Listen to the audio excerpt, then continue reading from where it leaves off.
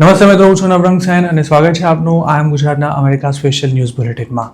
મંગળવાર જૂન 16ના સમાચારોમાં જોઈશું. ફ્લોરિડામાં સ્ટોરમાંથી $45,000 માલની ચોરી કરવાના આરોપમાં એક ગુજરાતીની ધરપકડની વિગતો, તેમજ ડોનાલ્ડ ટ્રમ્પે ફરી ઇમિગ્રન્ટ્સને ટાર્ગેટ કરતા શું વોર્નિંગ આપી તેની માહિતી, અને છેલ્લા 4 મહિનાથી ચાલી રહેલા ઈરાન વોરમાં ભારે તબાહી મચાવ્યા બાદ આખરે કેમ અમેરિકાને કંઈ મેળવવાને બદલે ઘણું ગુમાવવાનો વારો આવ્યો તેનો રિપોર્ટ, અને છેલ્લે અમદાવાદમાં મકાનોના ભાવમાં થનારા ધરખમ વધારાની વાત આજના આ બુલેટિનમાં. ફ્લોરિડામાં એક ગુજરાતી યુવકની ચોરીના આરોપ હેઠળ ધરપકડ કરવામાં આવી છે. આરોપીનું નામ ધીર પટેલ છે, જેણે ડિઝાઇનર કપડાં વેચતા સ્ટોરમાંથી $41,500ના કપડાં ચોર્યા હોવાનું પોલીસ રિપોર્ટમાં જણાવાયું છે. લોકલ 10 નામની એક ન્યૂઝ ચેનલના જણાવ્યા અનુસાર ધીર પટેલની આ કરતૂત સ્ટોરમાં લાગેલા સીસીટીવી કેમેરામાં પણ કેપ્ચર થઈ હતી. આરોપીએ માર્ચ 30થી ચોરીનો સિલસિલો શરૂ કર્યો હતો, જે ગત સોમવાર સુધી ચાલ્યો હતો. નવાઈની વાત એ છે કે આરોપી જે આઇટમ્સની ચોરી કરતો હતો તેને પાછી તે જ સ્ટોરમાં વેચવા માટે પણ જતો હતો અને ત્યારે પણ હાથફેરો કરી આવતો હતો. આ મામલે સ્ટોરના ઓનરનું કહેવું છે કે ધીર પટેલે તેને ત્યાંથી $2.25 મહિનાના ગાળામાં હજારો ડોલર્સના કપડાં ચોર્યા છે. શરૂઆતમાં તો તેણે કરેલી કથિત ચોરીનો આંકડો $41,550 જેટલો થતો હતો, પણ તેનો ફાઇનલ હિસાબ કરાયો ત્યારે ચોરીની રકમ વધીને $60,000 સુધી પહોંચી ગઈ હતી. માયામી પોલીસ ડિપાર્ટમેન્ટના જણાવ્યા અનુસાર આરોપી ધીર પટેલ સ્ટોરમાં અમુક આઇટમ્સ વેચવા માટે આવતો હતો અને તે દરમિયાન અંદર ચક્કર મારીને કપડાં સહિતની વસ્તુઓ ઉઠાવી પોતાની બેગમાં સેરવી દેતો હતો. આ store rare luxury clothing, bags, accessories, jewellery અને વોચ સહિતની આઇટમ્સ વેચે છે. સ્ટોરમાંથી અમુક સામાનની ચોરી થઈ હોવાની શંકા જતાં તેના ઓનરે સીસીટીવી ફૂટેજ ચેક કર્યા હતા, જેમાં ધીર પટેલની હરકત શંકાસ્પદ લાગતા તેના પર વોચ રાખવાનું શરૂ કરાયું હતું અને ગયા વીકમાં તે સ્ટોર પર આવ્યો ત્યારે પોલીસને બોલાવાઈ હતી. આરોપી ધીર પટેલ બોન્ટન બીચનો રહેવાસી છે. જૂન 13ના રોજ તેની ગ્રેન્ડ થેફ્ટ ચાર્જીસ હેઠળ ધરપકડ કરવામાં આવી હતી. આરોપી સ્ટોર પર અમુક આઇટમ્સ વેચવા આવ્યો ત્યારે જ ત્યાંના સ્ટાફે પોલીસ બોલાવી લીધી હતી, કારણ કે ધીર જે વસ્તુઓ વેચવા માટે આવ્યો હતો તે સ્ટોરની જ હોવાની શંકા જતાં પોલીસને જાણ કરાઈ હતી. પોલીસ જ્યારે સ્ટોર પર પહોંચી ત્યારે ધીર પટેલે ત્યાં જ પોતે કરેલી ચોરીની કબૂલાત પણ કરી હતી. ધરપકડ બાદ તેના પર $5,000નો બોન્ડ મૂકવામાં આવ્યો હતો અને બોન્ડ ભર્યા બાદ ધીર પટેલને જેલમાંથી રિલીઝ પણ કરી દેવાયો હતો. આરોપી ધીર પટેલ US સિટીઝન હોય તેવી પૂરી શક્યતા છે, કારણ કે ફેલોની ચાર્જમાં અરેસ્ટ થયેલો શખ્સ જો બીજા કોઈ સ્ટેટસ પર રહેતો હોય તો તેને $5,000ના બોન્ડ પર નથી છોડાતો, અને જો તે ઇલીગલ ઇમિગ્રન્ટ હોય તો આઈસવાળા તેની ધરપકડ કરી લે છે. ખાસ તો ફ્લોરિડા જેવા સ્ટેટમાં નાના મોટા કોઈ પણ ક્રાઇમમાં પકડાતા ઇલીગલ ઇમિગ્રન્ટની માહિતી તુરંત જ આઈસ સાથે શેર કરી દેવાય છે. ફ્લોરિડાના કાયદા અનુસાર $20,000થી $1 લાખની ચોરી કરવાના મામલામાં સેકન્ડ ડિગ્રી ફેલોની ચાર્જ લાગે છે, જેમાં ગુનો સાબિત થવા પર કોર્ટ 15 વર્ષ સુધીની જેલની સજા તેમજ આર્થિક દંડ પણ કરી શકે છે.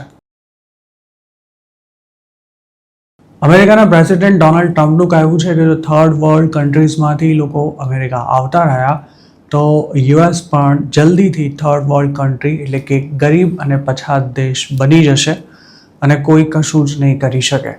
ટ્રમ્પે આ પોસ્ટ પોતાના social media platform truth social પર મૂકી છે, જેના પર હજારો રિએક્શન્સ પણ આવ્યા છે. ડોનાલ્ડ ટ્રમ્પ કેનેડા અને યુરોપના અમુક દેશોને છોડીને દુનિયાના તમામ દેશોને થર્ડ વર્લ્ડ કન્ટ્રીઝ જ માને છે અને તેઓ અનેકવાર સીધી અથવા આડકતરી રીતે તેનો ઉલ્લેખ પણ કરી ચૂક્યા છે, જેમાંથી ઇન્ડિયા પણ બાકાત નથી. હજુ 1 મહિના પહેલાં જ ટ્રમ્પે એક પોડકાસ્ટની ટ્રાન્સક્રિપ્ટને ટ્રુથ સોશિયલ પર શેર કરી હતી, જેમાં ઇન્ડિયાને હેલ હોલ એટલે કે નરકના દ્વાર સમાન દેશ ગણાવાયો હતો. ટ્રમ્પની આ પોસ્ટ પર ભારતે વિરોધ વ્યક્ત કર્યો હતો, પણ તે પોસ્ટ ટ્રમ્પે ડિલીટ નહોતી કરી કે ન તો તેના પર કોઈ ખુલાસો આપ્યો હતો.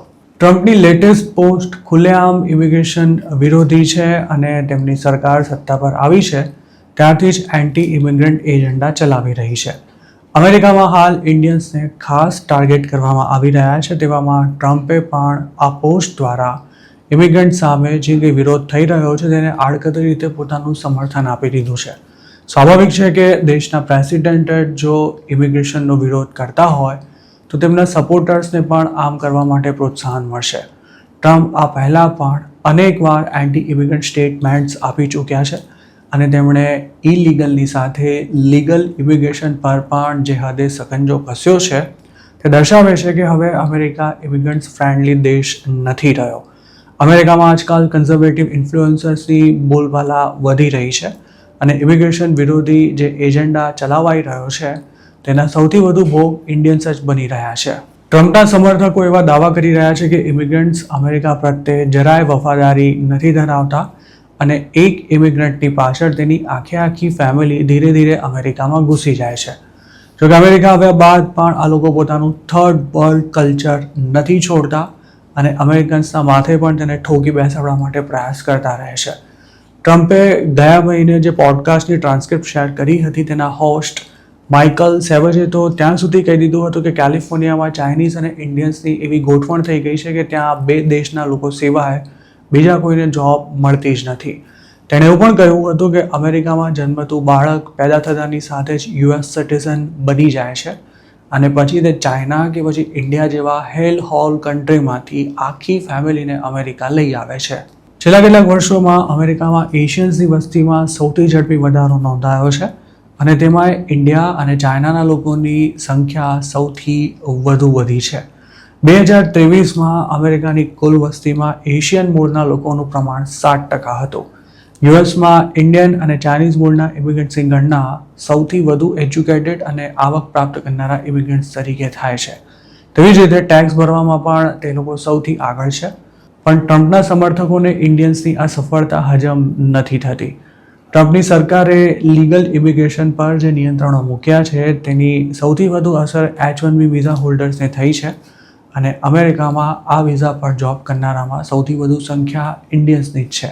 છેલ્લા 1.5 વર્ષમાં અમેરિકામાં ભણવા કે પછી જોબ કરવા જતા ઇન્ડિયન્સની સંખ્યામાં ધરખમ ઘટાડો નોંધાયો છે.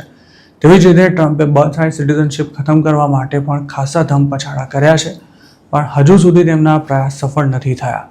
તો બીજી તરફ એશિયન અમેરિકન એડવોકેસી ગ્રુપ્સની સાથે કેટલાક ડેમોક્રેટ્સનું પણ માનવું છે કે હાલ અમેરિકામાં સાઉથ એશિયન્સ કોમ્યુનિટી સામેની નફરત વધી રહી છે તેમજ 25% અમેરિકન્સ ચાઇનીઝ અમેરિકન્સને ખતરા સ્વરૂપે જુએ છે.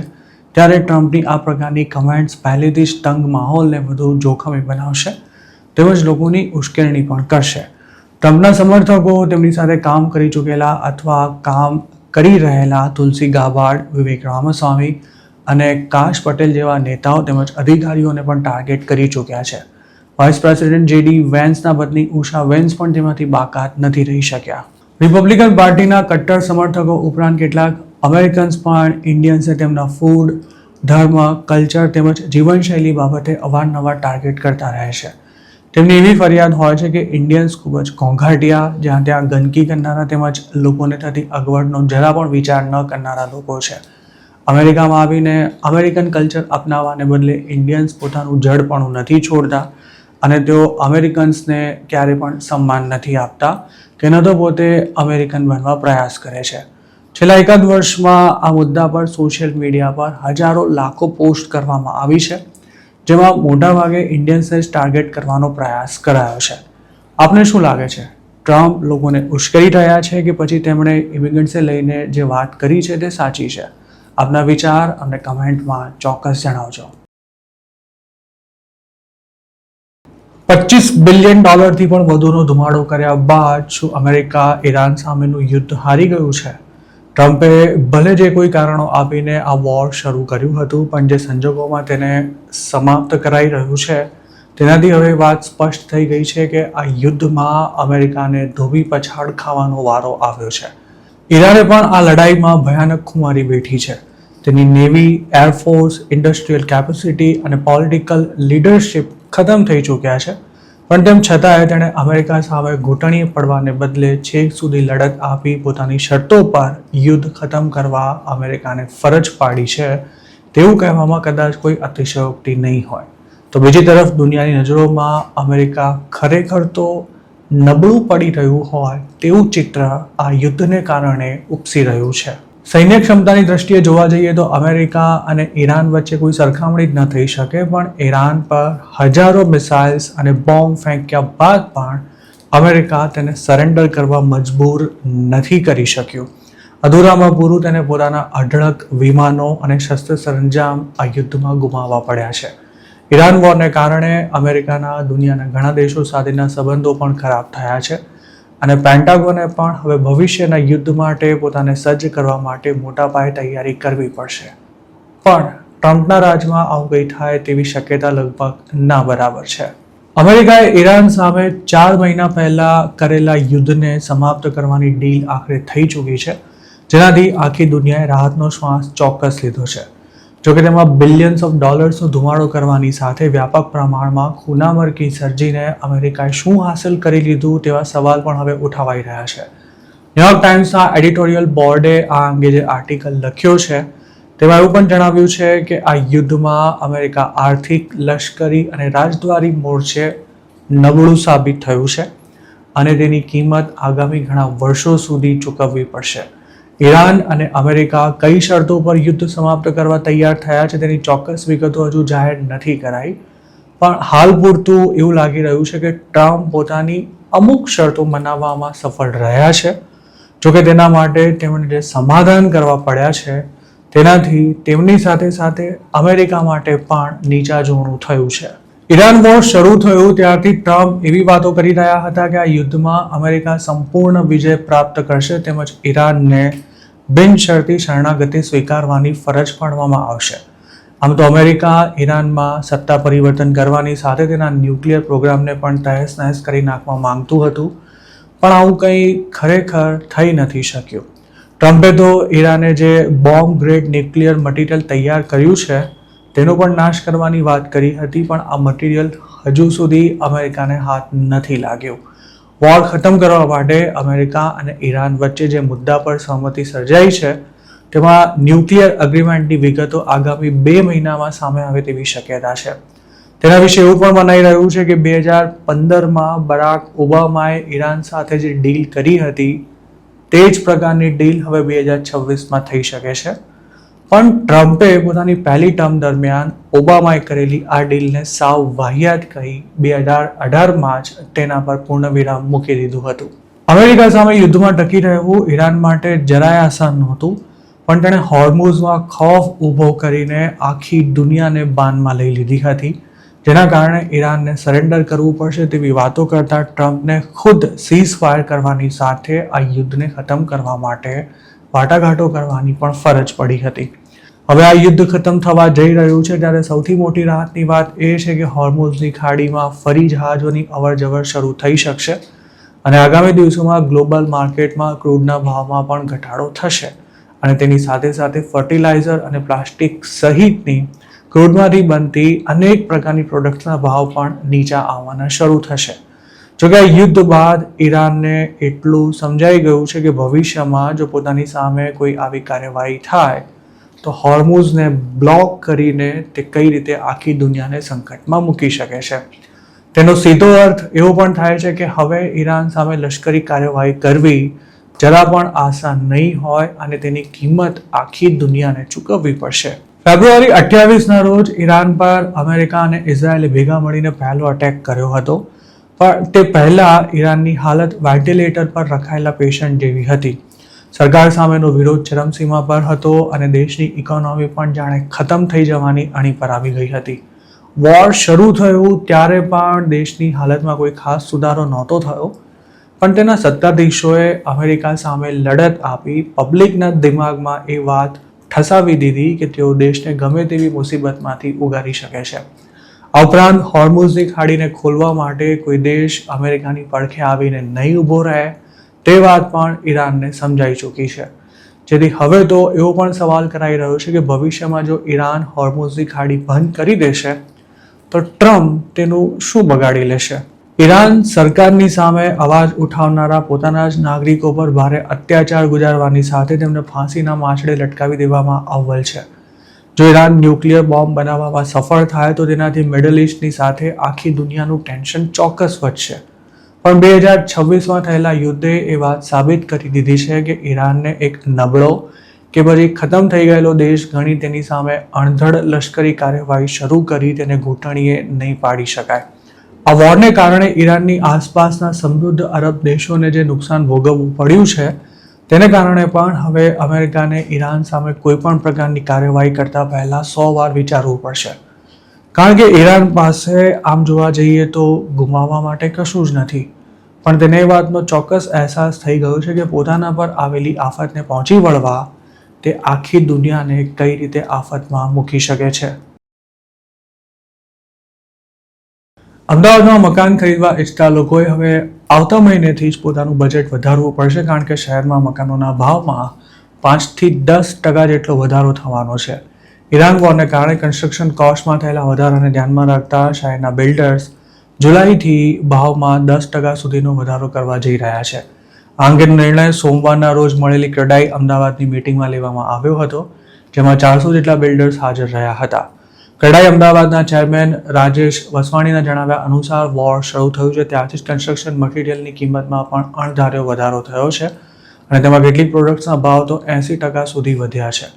જોકે તેનો તમામ બોજ કસ્ટમર્સ પર નાખવામાં નથી આવી રહ્યો, પણ બિલ્ડર્સ માટે હવે અમુક ભાવ વધારો કરવો જરૂરી બન્યો છે. મકાનોના ભાવમાં વધારો કરવાની સાથે બિલ્ડરો પ્રોજેક્ટ પૂરો કરવાની ટાઈમલાઈનમાં 6 મહિના જેટલો વધારો કરવા માટે પણ ગુજરેરામાં રજૂઆત કરી રહ્યા છે. ક્રેડાઈ અમદાવાદના જણાવ્યા અનુસાર cement, steel, tiles, aluminium, PVC pipes, paints, ready mix concrete, cement blocks અને વોટરપ્રૂફિંગના પ્રોડક્ટ્સના ભાવમાં છેલ્લા 4 મહિનામાં ખાસો વધારો થયો છે અને સાથે જ તેનો સપ્લાય પણ અટવાઈ ગયો છે.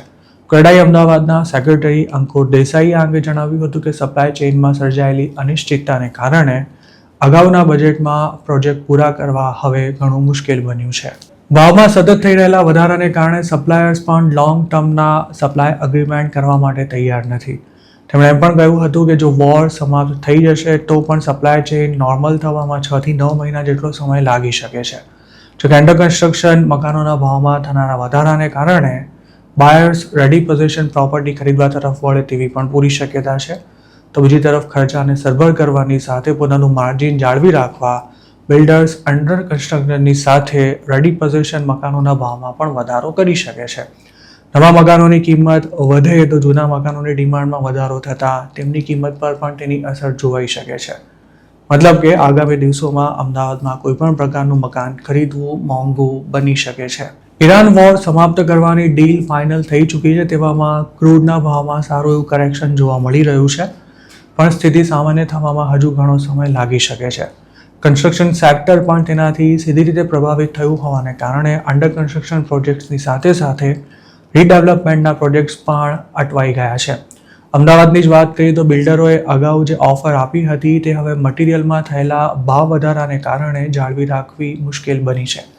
ગુજરાતમાં 2026માં રીડેવલપમેન્ટના 30 જેટલા કોન્ટ્રાક્ટ્સ ફાઇનલ થયા છે, જ્યારે 100 જેટલી સોસાયટીઓ સાથે આ અંગે જે ચર્ચા ચાલી રહી હતી તેમાં હાલ કોઈ જ નવું ડેવલપમેન્ટ નથી. કન્સ્ટ્રક્શનની ઓવરઓલ કોસ્ટમાં 20% જેટલો વધારો થયો છે અને આગામી દિવસોમાં તેમાં કોઈ ફરક પડશે કે નહીં તે નિશ્ચિત ન હોવાથી બિલ્ડર્સ પણ વેઇટ એન્ડ વોચની સ્થિતિમાં છે. આ ઉપરાંત 3 વર્ષથી જેમાં માત્ર વાટાઘાટો ચાલી રહી હતી તેમાંના કેટલાક પ્રોજેક્ટ્સ પડતા પણ મૂકવામાં આવ્યા છે. અમદાવાદમાં અત્યાર સુધીમાં રીડેવલપમેન્ટના 150 જેટલા પ્રોજેક્ટ્સ પૂરા થયા છે, જેમાંથી 40-50ને ગયા વર્ષે જ હેન્ડઓવર કરાયા હતા, પણ હાલ તેમાં 25% મકાનો વેચાયા વિનાના પડ્યા છે. આ સ્થિતિમાં ડેવલપર્સ હવે નવા પ્રોજેક્ટ્સમાં હાથ નાખતા પહેલા 100 વાર વિચારી રહ્યા છે. તો મિત્રો, આ હતા અમેરિકાના આજના મુખ્ય સમાચાર. આપને જો મારી રજૂઆત પસંદ આવી હોય તો આ વિડીયોને લાઇક અને શેર કરવાનું તેમજ આઈ એમ ગુજરાતની યુટ્યુબ ચેનલને સબસ્ક્રાઇબ કરવાનું ભૂલશો નહીં, કારણ કે માત્ર આ ચેનલ પર આપને મળશે અમેરિકામાં રહેતા ગુજરાતીઓ માટેના તમામ મહત્વના સમાચાર, અને તે પણ આપની પોતાની ભાષામાં. આપ જો મારી સાથે કોઈ ટિપ શેર કરવા માંગતા હો તો હાલ સ્ક્રીન પર દેખાયેલા વોટ્સઅપ નંબર પર પણ અમારો સંપર્ક કરી શકો છો. આપની ઓળખ ગુપ્ત રાખવામાં આવશે.